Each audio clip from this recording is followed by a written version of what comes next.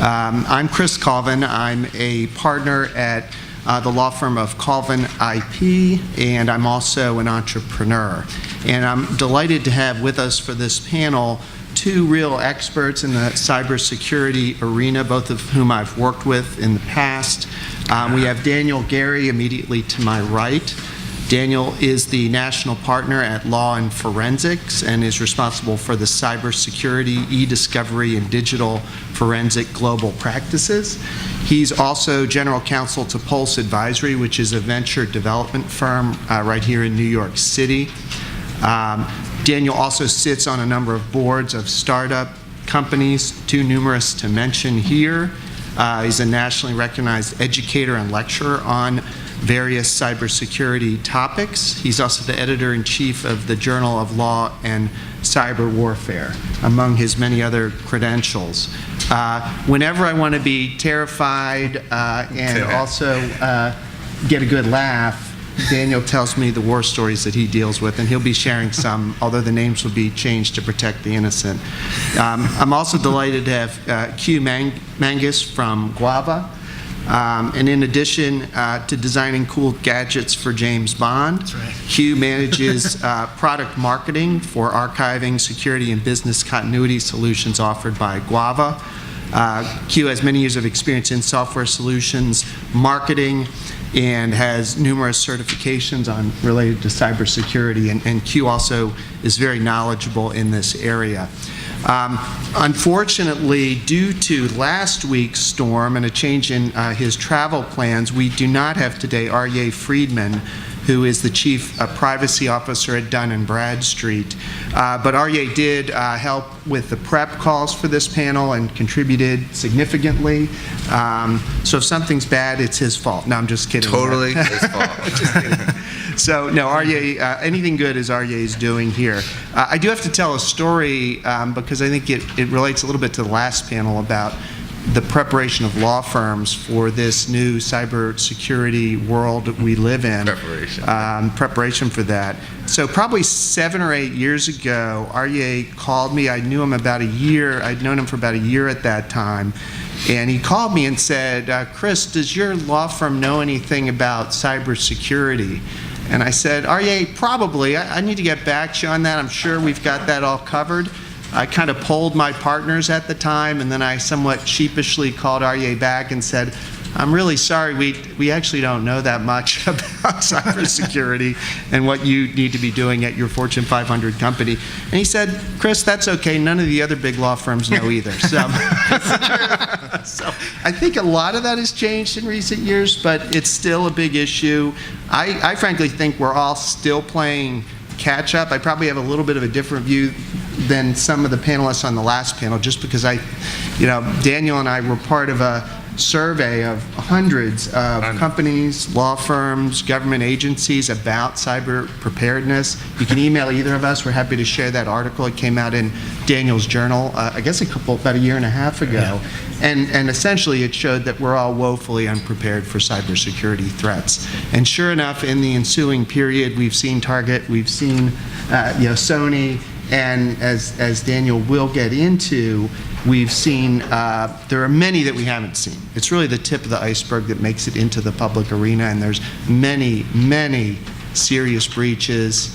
There's even danger, physical harm potentially can come to people because of data breaches. So it's a big, big issue we're dealing with.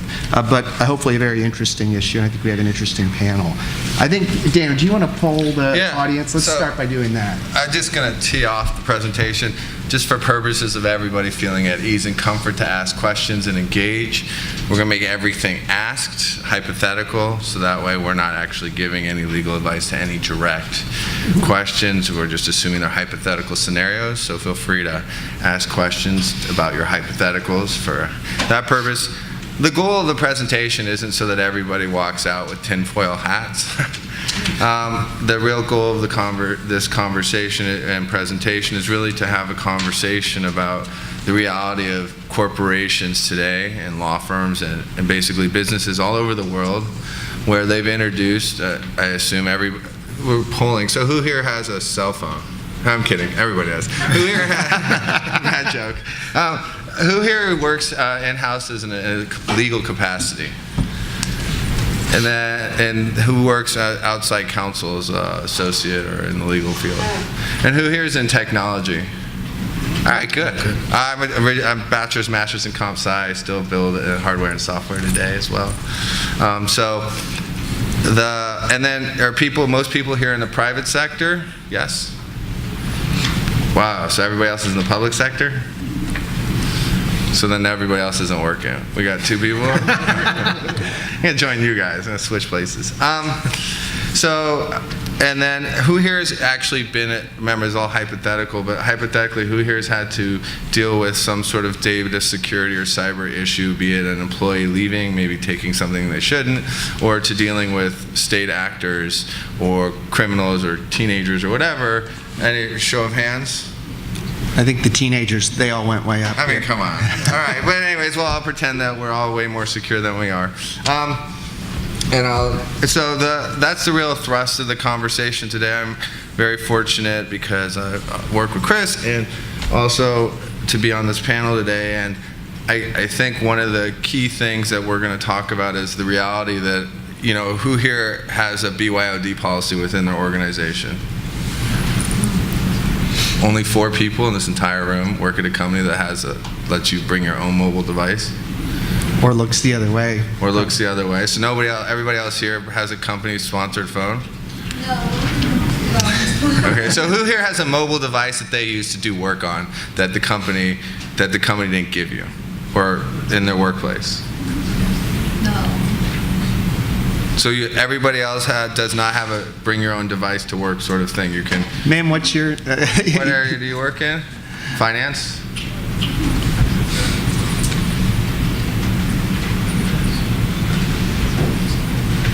You said you have no BYOD policy, so you don't have to do work. They give you a work phone to every employee. We're just a 2-person law firm. Oh, okay, I got it. So there you go. That's it. But the reality is that workplaces are letting people bring their own mobile devices into the workplace. Who here on their mobile phone, be it whether BYOD or not, has an antivirus program on it? Anybody? Who here has an antivirus program on their computer? Come on, everybody. You work in corporate America, you bought Symantec or McAfee. Who here thinks these really aren't computers? Because they are, right? Yeah. Well, I mean, getting past the obvious that they're probably more, certainly a computer from the 80s, 90s, even. Some are even more advanced. So you have to ask yourself that you don't even have an antivirus program or a malware program sitting on your own mobile phone, but they let you do work from it. So the thesis of the talk today, we're going to look at a range of issues and how they play, and also action that's happening on the executive side of the White House, all the way through the pretend Congress that we have that may or may not actually get their act together, and look at the reality of how that's playing out in corporate America, right? Who here works internationally or has international offices? So that's a whole nother thing. So we kind of have a decent feel for the audience. I'll turn it back to you. Yeah, thanks, Daniel. That's helpful. It's good to get a sense of where everyone's coming from in your professional worlds. So I want to ask Daniel and Q a series of sort of practical questions, because they've dealt with literally hundreds of actual data breaches, potential data breaches, and have lots that they've learned over the last several years. Now, all of us have seen in the news about Sony and Target and these other breaches. What are you guys actually recommending to your clients not to become the next Sony? Just give us the practical pointers that you would share with a client, Daniel and Q. So let me just back up a little bit just to give a little history on my side. So GWAVA, the company, we provide a number of solutions, and we have a number of companies that are using our solutions to protect themselves from these kind of things. And one of the things that we talk a lot about, and one of the newer things that we talk about, is the ability to regulate, I guess you should say, monitor and archive, manage, that's a better way to put it, thank you, manage your phones, BYOD, manage what people are doing with their smartphones, and manage what they're doing on social media. And by managing, I mean being able to monitor what they're posting, on social media and what they're doing on their smartphones. And just as a plug, I will say, we do have solutions that do that. However, you don't necessarily have to use our solutions. I would obviously advise you to use that to be able to monitor and manage these kind of communications. But if you're not using ours, you need to be using a solution to be able to make sure that you're protected, both from what your employees are posting online and from what could potentially come in. So that's where I would come from, is the ability to have a solution in place to be able to monitor what's going on and protect you from these kind of attacks. So I'll give you the nuts and bolts of what I think. And again, this advice varies, I guess, on the size of the organization, if you're global, if you're local, if you have, and what sectors you operate in. The first, I guess, fundamental thing is, and this sounds like really obvious perhaps to everybody in the room, but don't give your executive team a free pass. I can't tell you the number of executives that call their CIO or their director of IT and be like, I'm not changing my password. It's too complicated. Too many things, and don't, and that also applies to mobile devices, right? 111 or 1234 or any one of those really brilliant combinations that come with that.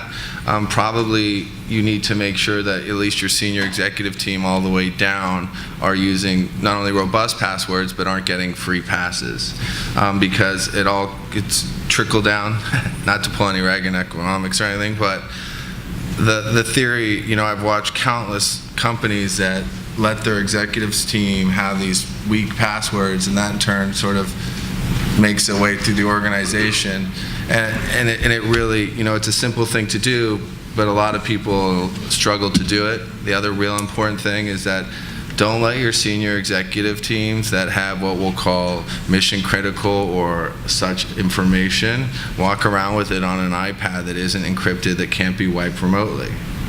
Or any device that you own in your organization where there's mission critical information sitting on it, you want to make sure that you can wipe that remotely and that it's encrypted.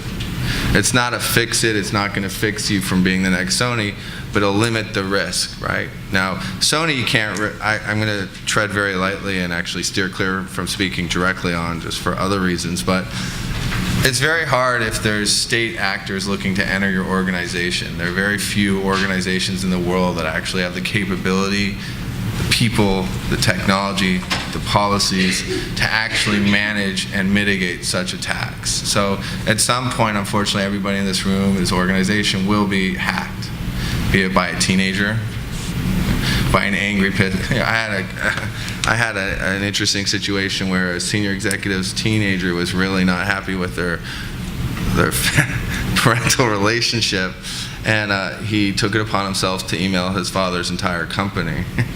And then we decided to release some financial data and other pieces of information. So that's from the mundane all the way to where we've dealt with crypto napping, where global, accounting firms on tax days, phone systems hijacked, and they're redirected to a porn line. So you're calling for your tax returns, and they're like, I don't know, 1-800, And so, and all the way through to, much more serious situations in the energy sector and in other places where cybersecurity is a very real threat. So Daniel, on that point, given that, it sounds like what you're saying is no one is 100% safe, because very well-funded hackers and state actors will always potentially be a step ahead. So what does a company do? Given that, do we just throw up our hands and give up, or is there? Can we insure against this risk in some fashion? What can we do? So you can, buy and don't self-insure. That means no insurance in most parts of the world. I had a big client tell me, we're self-insuring. Like, that's a winning idea. But in all honesty, I think you should evaluate your risk and where you sit from your organization. But the other couple things that I wrote down are patch management. It's kind of, nothing super sexy. This is more a technical thing, but a lot of people don't do the firmware updates, don't do the patch management for their Windows systems or Patch Tuesday, or they let the people that at the desktop level turn off who here gets updates on their computer on Tuesday or Wednesday? if you have Windows systems, they're getting updated on Tuesdays or Wednesdays. And people get really frustrated or annoyed by that, and they'll just turn it off or something like that, and the patches don't get fully applied. For larger organizations, I strongly encourage that you come up with a more effective patch management solution or platform to deploy against. Then make sure the other thing that you really, when you're looking at cybersecurity issues, is you mentioned, touched on it, is sort of insurance. And, the insurance is one of those tricky things where you have to balance, you're running a business, you can only incur so many costs, so what's reasonable, what's the impact, how will it impact? And it's really about having that internal conversation. For a lot of law, I work in securing law firms and help other global organizations that have data breaches. The other thing that is absolutely critical that everybody in this room should do, if you haven't done so yet, is put together a response plan. Because it is your worst nightmare to get the phone call, well, I don't know where you sit in your organization, but usually the way it goes is it goes up to the general counsel, he calls the CFO calls the insurance broker is like, oh my God, then they call the CIO, and then everything kind of explodes from there. And if you don't have a roadmap and a game plan, and if you have insurance, you don't know you need to know who your approved vendors are, you need to know how to report it, who to report it to, you need to preserve attorney-client privilege. What you don't want, let me make this really clear, here's what could happen. You get a breach, and then you're the guy who's in charge of your network security decides to call his brother-in-law, who makes a brilliant suggestion of sending back a mail bomb in response on the outgoing packet traffic. Besides the fact that hacking back is completely illegal, it's like you steal my stuff, I then break into your house and decide to shoot you in the head and take my stuff back, and I tell you it's okay. The same idea, you can't break into someone else's computer system, destroy it, and then go home.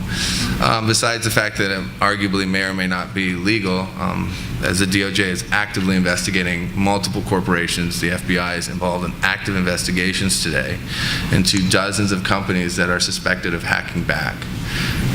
So assuming that your brother-in-law didn't suggest hacking back, but instead suggested to use a friend of his as a vendor, and you rack up $30,000 in fees. Then you go to file an insurance claim, turns out that vendor isn't covered. On top of that, you might have violated your insurance policy, so you don't really have any coverage anyways, because you didn't use the approved vendor, and the way the vendor handled the breach and the evidence tainted it. The other really instrumental thing for lawyers to remember is, if you take out your phones for a second, hopefully they're all off so it won't make a bunch of buzzing, but if you take them out and you realize if they're off, they're an inert object, right? They're just pieces of metal, plastic, and other things in it. There's software and all of these things that were created to tell it what to do. So inherently in this idea of these devices, they're very complicated, right? To make a swipe, for it to understand its letter A, there are many layers of software, and it's inherently very challenging to make sure it's all secure. So what you want to also try to do is, besides have the incident response plan, is sort of create a culture of awareness. Like on the subway, they say, if you see it, report it. I forget the... If you see something, say something? Yes, that's it. They got really good... You must be taking town cars around. No, Unlike me, I'm taking the subway. I have a young daughter, so my memory is slipping much faster. But you should really look to promote that culture and create an environment where employees feel comfortable reporting it.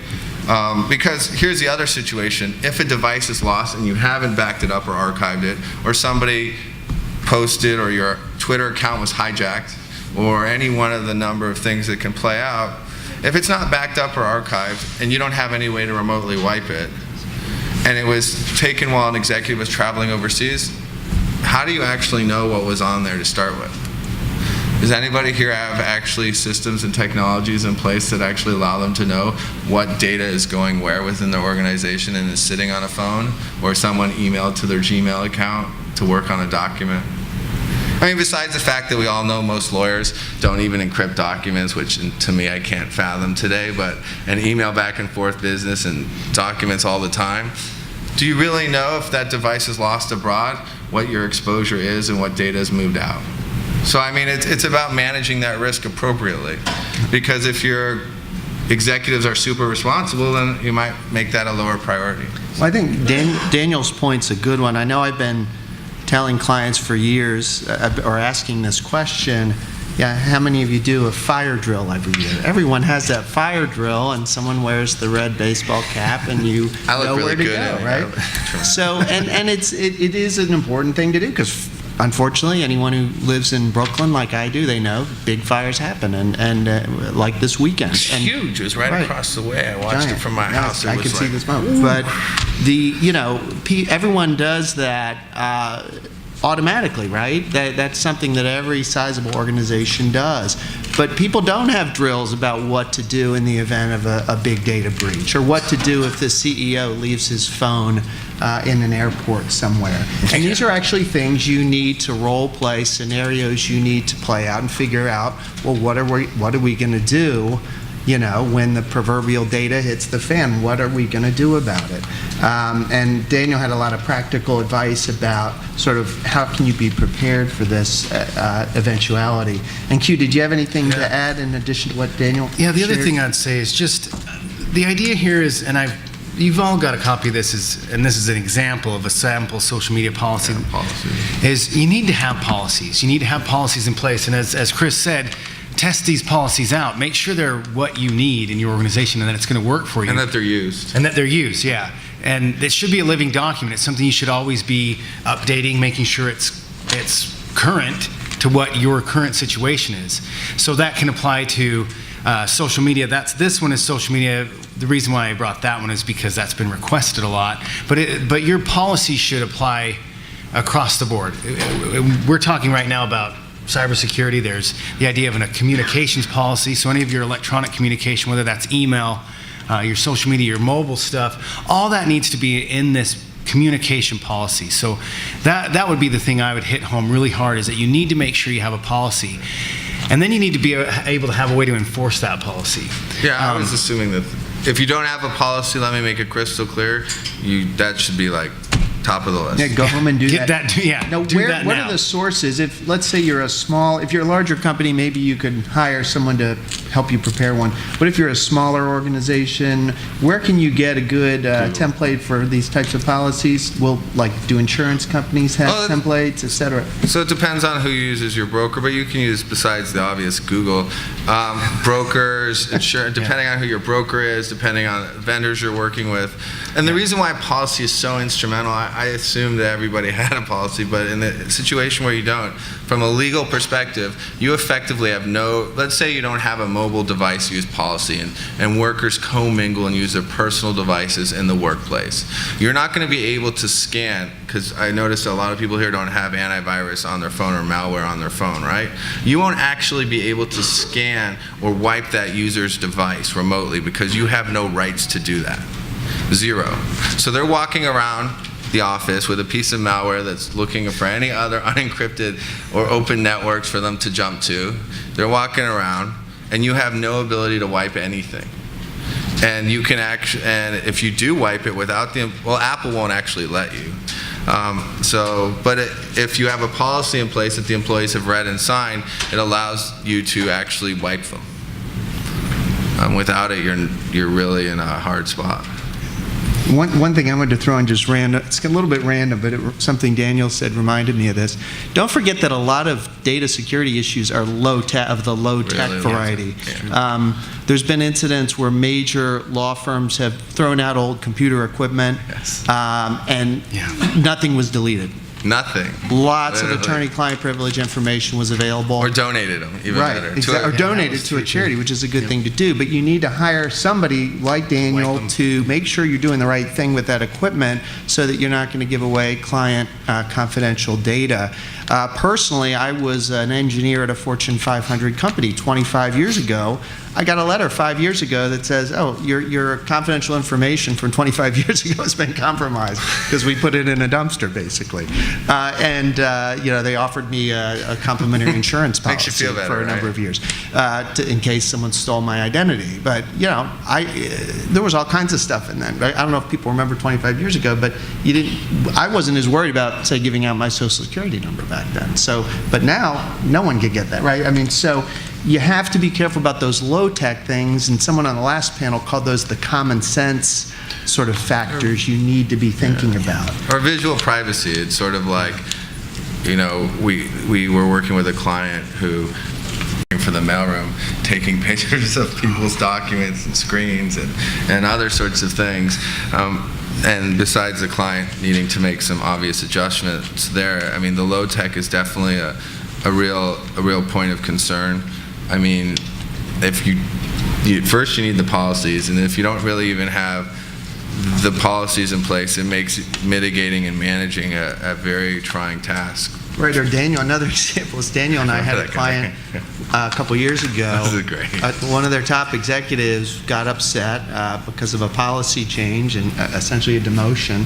And he literally came in over the weekend, hired a van, and took everything in his office out the door. Literally, like, computer. The only thing he left in his office were his wife's pictures, because who's going to want those, apparently? So I mean, it was crazy. So there's some danger from within, too, that you need to be prepared for. And luckily, Daniel really stepped up quickly, helped us get control of that situation. But, you need to be ready for all those scenarios. A lot of this is thinking of the worst possible scenarios.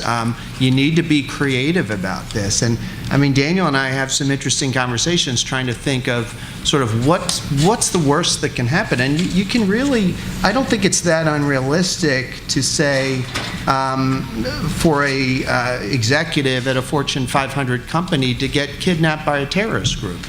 That could happen. It does happen. It does happen. You don't hear about it because the money's paid and things I are have several resolved. clients that have run into So think about that, or drones. I mean, these are things that are scary, that keep you up at night, but these are the types of things you at least need to be thinking about. And if you have young children, they can be very creative in helping you to think about these crazy scenarios that can come up. So. Well, and it's interesting, too, because we did a similar panel to this last year, and we talked a lot about more of the idea of negligence and unintended things, right? People are malicious about it. But now, especially over this past year, we realized there's much more scary stuff. Right, and it's people the who are money- doing it intentionally, terrorist type things. Right. That's something that you need to be thinking about and worrying about as well. I mean, that's a reality. I mean, I specialize in cyber warfare and the law. I deal with state actors attacking private corporations. And I can tell you that if you're a big enough company that you need to be worried about it, the law is very complicated. It's very Spartan. And, it's a complicated process because all of a sudden it's no longer even a civil issue, right? You're no longer calling, who are you going to call, the FBI? The government hacked me. I mean, tell me how that works out for you. So I think, the world's certainly changed. I still think that the biggest enemy is just human nature. I genuinely believe that not making your employees change their passwords every 90 days, letting them use, people ask me what's my password security, I just forget them. I just make them so complicated I just can't remember them, and I'm just resetting them pretty continuously. But, I think you'll see the White House, I think that it's one of the handouts. Actually, President Obama issued an executive order, and then from that was the Nist standards were created, and then if you're in the banking sector, I'm sure you're aware of the OCC's adoption of the Nist standard for cybersecurity framework. Now, the good news for me, maybe not for anybody else in the room, is that the law firm, because the banks are going to have to comply with the Nist standard, that I think in the next 2 to 3 years will be pushed out to every law firm will have to comply with it if you want to work with the banks. I think cybersecurity risk is a very real thing. I think that you should not only think of the social media policies and how you work in them, but I was actually just at the Poneman Institute. I'm a Poneman fellow, and I was talking with Larry about this. And people here have a weird idea of how fast you can find a breach and figure it out, right? Who here thinks you can find a breach and remediate in a week on average? Anybody? 2 weeks? 3 weeks? 4 weeks? 8 months? So the average is about, I forget what the newest study is, but I think it's 60 or 90 days, something like that, to even detect you've been breached. And then you've got to figure out how you were breached and what you were breached and what was taken, how it was taken. And unfortunately, this is just the world and environment that you're operating within today, simply because people aren't properly the lawyers that advised you on how to set up these policies and frameworks didn't really think or consider the implications of trying to figure out quickly or effectively the appropriate devices that were compromised. And it cost millions of dollars. Yes? I have a question. We're a two-person firm, but we also do in between our adoption statement time. We do document review. When we get in a room with 50 attorneys, they all have their phones, they all have everything out. And now you have I just having problems with this thing, pairing. Now you have all these pairing devices. Oh, that's great. How do you protect against that? Good question. I mean, because you have... No, I could answer. Because when you're sitting there for 10 hours a day and you want to take a break and you want to email home, because you missed the bus or whatever it is, you tend to use your firm's computers. Yeah, I wouldn't. But, I know, it's easy. It's like when you want to go to the gym or just go hang out and play with your daughter. So, I'll give you a pairing story. So when you rent a car, you can Bluetooth pair your phone. People don't always realize this. When you Bluetooth sync with a rental car, it actually syncs your contacts, your recent emails, your recent text messages to the car. The car has a hard drive in it, believe it or not, and it stores that data. So they returned the rental car, and just happen chance, I really believe it was happen chance, I don't think they were that smart or devious, somebody else ended up getting in the car, involved in working for another company, and they found some very useful information in there, and that it wasn't actually we thought there was a breach. It turns out it wasn't a breach, just a rental car failure problem on the syncing. For the document review, I just wouldn't let them. My advice to people is I would just take their personal devices or make them leave their personal devices or turn them off. I would also put in video cameras. At the end of the day, you can't afford the loss, right? You can't afford to be running a doc review company and some 25-year-old kid's pissed off because he's only getting paid $20 an hour and the doc review company's making 45. And he finds out and he's really angry, and so he decides, I'm going to take all the documents that I'm reviewing that are on that computer. Now, a lot of doc review companies use client-server architecture, so there's not usually a lot of documents on there. And they're not, super. So it just depends how you manage that risk. With regards to intermingling your personal communications while you're at someone else's site, send it if you don't mind if they read it. That's my advice. Yeah, definitely. You have to assume that your employer can and will. They will read it. potentially It's read their it. mail server. I mean, Right. you're logging on through their internet connection to using the internet. You're accessing it through them. If they have a firewall or a DMZ or a caching proxy server, the first stop on the way out of the organization is that caching proxy server, and it's storing a copy. Right, and one of the most difficult, there's been a lot of talk in the previous panel about assessing the risk. One of the most difficult risk assessments is reputational. What if your company's private emails get out there and someone who is a top executive comes out not looking so good in those email exchanges? That's a difficult thing to quantify, right? And what about, are you going to become the target of a shareholder derivative action because the value of the stock is decreased because of this huge public embarrassment? Those are some of the most difficult things to assess. And it gets to an important piece, which is training. So you can have all the policies in the world, but if people don't understand them and don't engage with them, it might be nice from a CYA standpoint if you're sued or something, but it's not going to help you actually prevent a breach or look better in the event of a breach. So I think you have to humanize this process. You need to bring in Infographics. right. Well, bring in someone like Daniel, someone like Q, who can actually present to your employees and say, yeah, you've got this policy, but what the heck does it mean for you and why should you care? Yeah. And I think humanizing that and even telling some of these scary, sometimes humorous, sometimes both stories really helps to sort of hammer home why it actually matters. I think you're 100% right. If you have a policy that's more than 2 pages, you can just assume nobody in your company besides you who wrote it read it.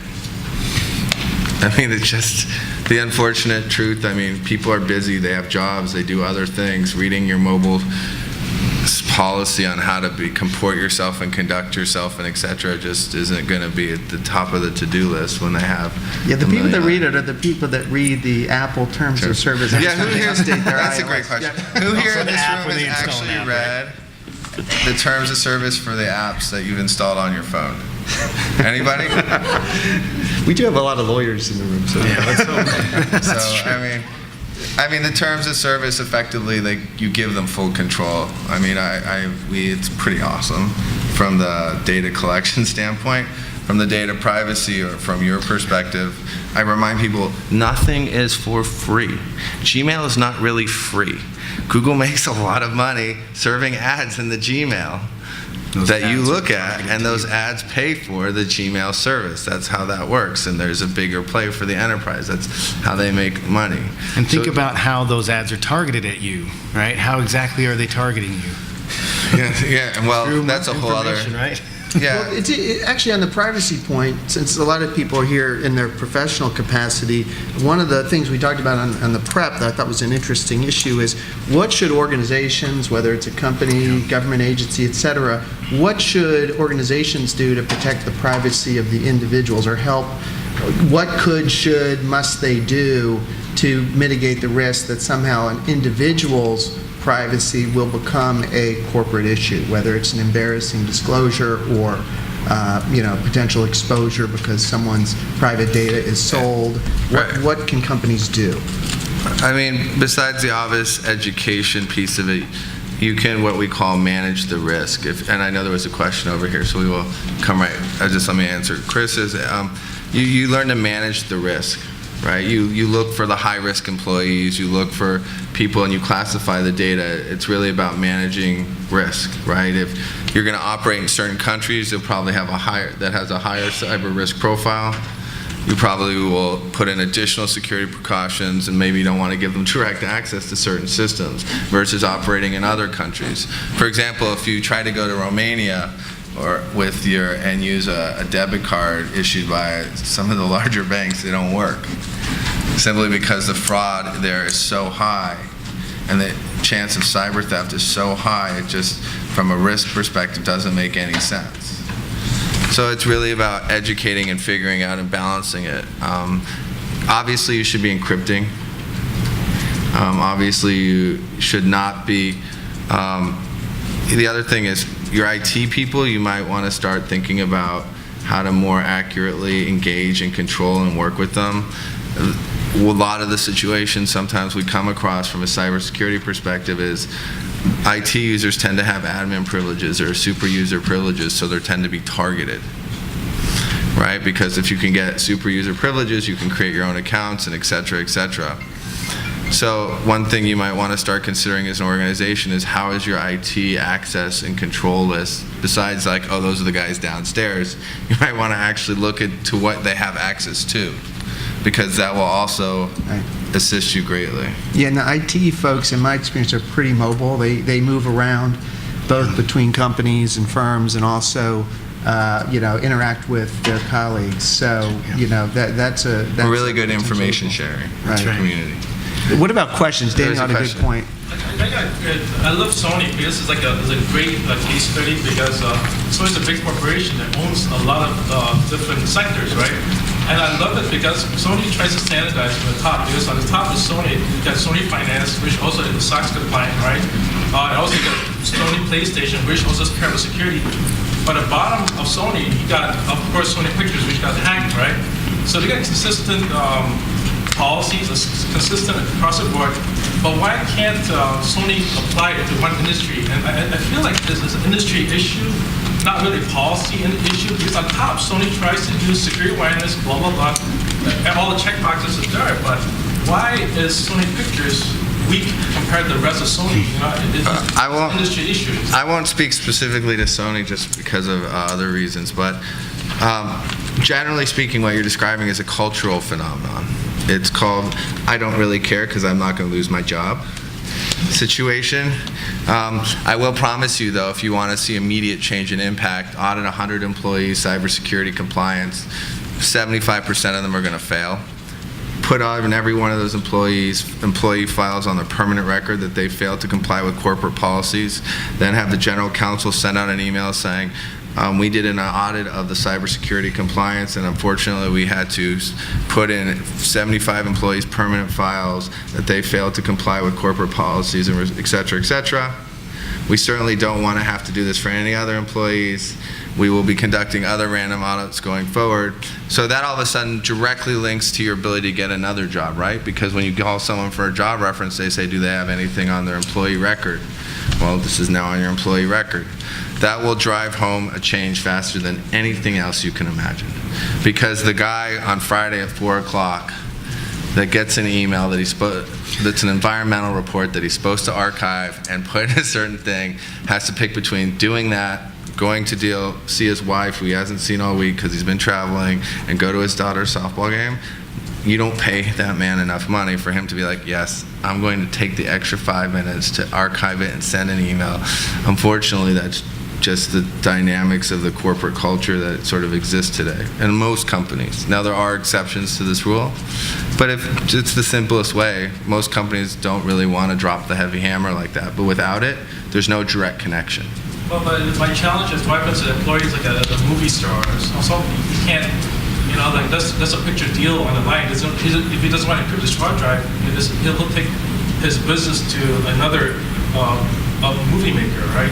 Yeah, but you can just put them on a separate network. Like movie star, like, but the employees first movie. Well, let's steer clear of like movies and stars and famous people and just focus on the fact that all you need to do is manage the risk. So if this person can make you $100 million and he says, I'm not going to encrypt it, then you can buy him a phone that's already encrypted and give it to him. And if he says that's too much of a hassle, for $100 million, just hire someone to walk around next to him for the 6 months you've got. It's all relative to the risk to your organization and what capital investment you're willing to make. Well, even the biggest stars will still, they go to Sundance, Trust me, they they still don't. love to get the newest iPhone or whatever. So, you definitely can. I have several clients that are extremely wealthy individuals who are very, very focused and concerned about their cybersecurity.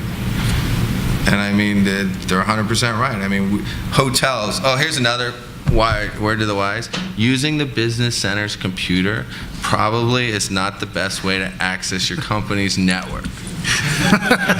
FYI.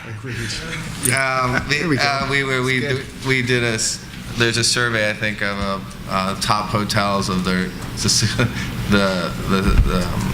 whether the computers at the business center were secure or not. And I think 86% of them were insecure and found to have some piece of malware on them. So. I had a question about that because I've had to use things remotely. We had a big snowstorm when I was doing a doctor doing it all work from home. But they had 2 levels of security you had to go through before you could even get to those documents. And you had to know all the passwords before you could even get there. So in that situation, I don't really see what the big risk is. I mean, and just capture your password as you type it into the computer. And any reference. I'm telling you right now because you have no malware on your computer. What I'm asking is if you've got 2 levels of security to type in. Well, if you don't have any security threat, you don't need anything. Well, I'm just wondering how much is sufficient and how much is too much. I mean, I get the feeling. I get the feeling from you that you think there's never too much. Well, I think it's practical to your business. I mean, how much you can afford. Yeah. Well, I mean, it's practical to your business. If you're having people do doc review and you think 2 password authentication is sufficient and they're not caching anything on their computer, that's fantastic. It's a matter of the value of the information you're handling. It's nothing more than a function of that. I mean, if your computer is secure and you're hanging out in your house and you don't have any security problems, I don't get why you need any password. I mean, I also, I often find that you want dual factor, but also dual medium, right? I often tell people not only do you want a password, but you want the people to have a phone so that you can call and authenticate that that's the individual tied to that phone number. Right. So or if they lose, if they need a reminder of their password, a low-tech solution might be don't email it to them, text it to them. So, I mean, I'm not saying that's the best ever, but it's a lot better than emailing it to them on the machine that they're going to be using. They do that a lot. Right. So, but in your case specifically, I do have a practical recommendation, which is get to be friendly with a cybersecurity consultant who you can hire by the hour. And when your small firm I have a small law firm, when we have issues, I bring in an expert that knows way more than frankly, than their counterpart who works full-time for a big law firm. So the advantage of having a small firm is you can hire experts that are world-class on a piecemeal basis to help you with your issues. So I think there's a hidden strength to being small in that regard. Yeah.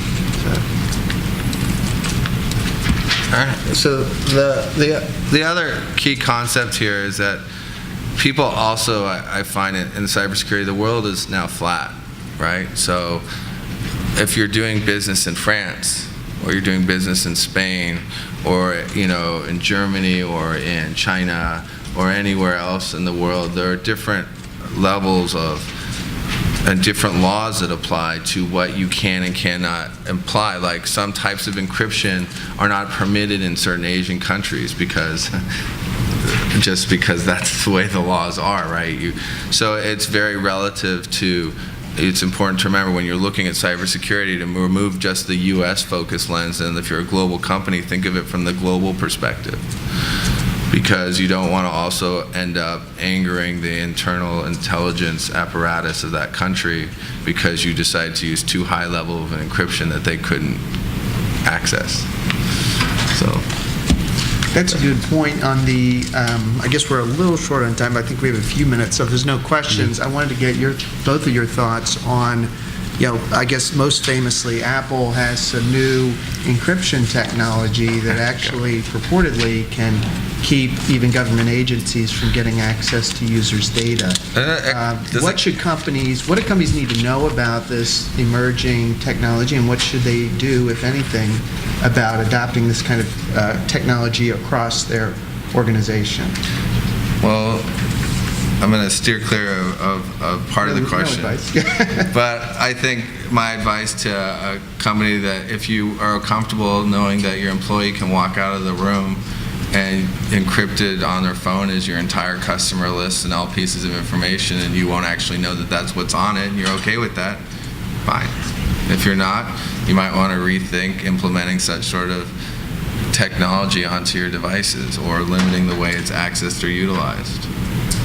Yep, because by the way, that same encryption might hurt your ability to prove later on if something bad happens. We've had cases where employees steal customer lists and set up competing business. That might be hard to prove if you get the evidence discovery and then it's you can't decipher it, right? So. And from our perspective, from my company's perspective, I should say, is when it comes to Apple specifically, there is a solution that we provide. I'm going to give a little plug here, shameless plug, since it's my panel. There is a solution we provide, and this is something to think about, and that is there is a separate app that we can provide if you're using iPhone in particular, to where your employees can communicate via that app, and that app has a separate phone number assigned to it so that they can call and they can text specifically work-related through that app. And then, of course, all those communications are archived, and you can go back and see what has happened and search that. So that's kind of a workaround for those of you who are deploying something like that, is to be able to have a separate way for them to communicate when they're doing business communication. Yeah, there are multiple, 100%, right? There are multiple solutions. Just depends, again, how important it is from your organization to allow employees to use their own mobile devices and for you to be able to see the information that they're doing that's work-related and figuring out that proper balance. Any other questions? Yes, sir? Are there going to be any regulations implemented in the physician industry? You usually go to the doctor, they ask you to sign this form, and all of a sudden you see that your records are online, and you're like, what happened? And if you go to the next doctor, the same thing. Go to the next doctor, the next thing, but you got to get treated. So is there some regulations maybe across the board to protect that information? That would put us out of business. No, in all seriousness, there's the HIPAA High Tech Act, and I mean, I often deal with healthcare institutions where the doctors are the worst and most egregious. They're like they give them a phone, they tell them what to do, and then they go off and use their own iPad to like communicate with the patients and store the patient records and look at the things because it's cool.